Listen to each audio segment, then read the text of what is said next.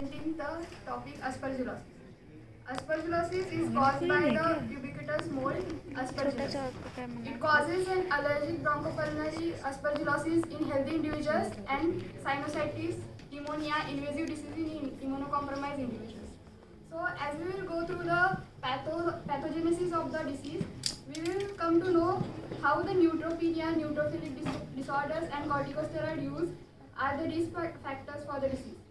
And the most common pathogenic species is Aspergillus fumigatus. So Aspergillus spores enter the bloodstream via the lungs, and it is transmitted as an airborne conidia, and lung is the major portal of the infection. So Thank you. as the spores are very small in size, they directly enter into the alveoli, and the conidia bears the beta-1,3 glucan, which get recognized by the alveolar macrophages by toll-like receptor 2 and lectin-dectin-1 receptors, which activate the phagocytes to ingest and kill the conidia. And in immunocompromised state, the conidia germinate into the hyphae, and hyphae invade the tissues and cause the tissue damage.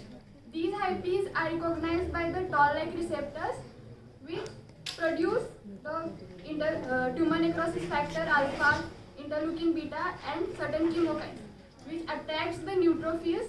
Neutrophils in turn release the nitrogen free radicals and reactive oxygen species, which kill the hyphae. Hence, the neutropenia and neutrophilic disorders are predisposing factors in invasive aspergillosis. And some carcinogen, aflatoxin, is made by the aspergillus growing on the peanut surface, which contribute to the liver cancer. Now, there are mainly two types of aspergillosis: colonizing and invasive aspergillosis. Colonizing aspergillosis is also called as aspergilloma, and it occurs in the pulmonary cavities, and the cavities produced by the previous tuberculosis infection, bronchiectasis, and lung abscess.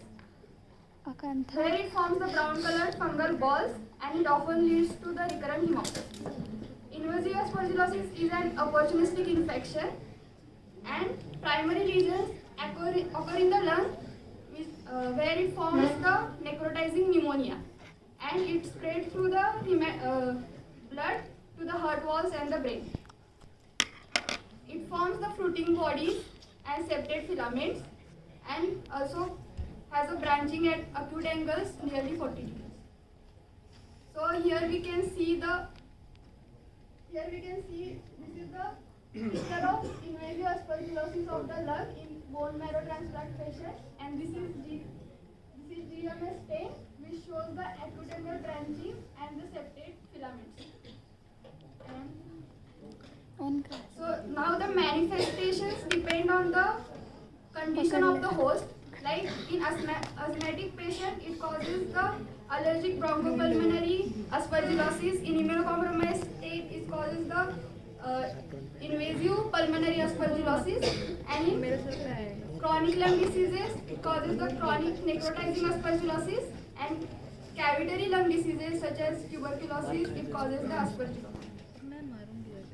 We can detect directly detect the fungal hyphae by staining, which are acute angle branching, and the culture on cerebral textus agar, followed by colonies subjected to the lactophenol cotton glue mount. And we can also detect the beta-1,3 glucan and galactoman in the serum. Thank you.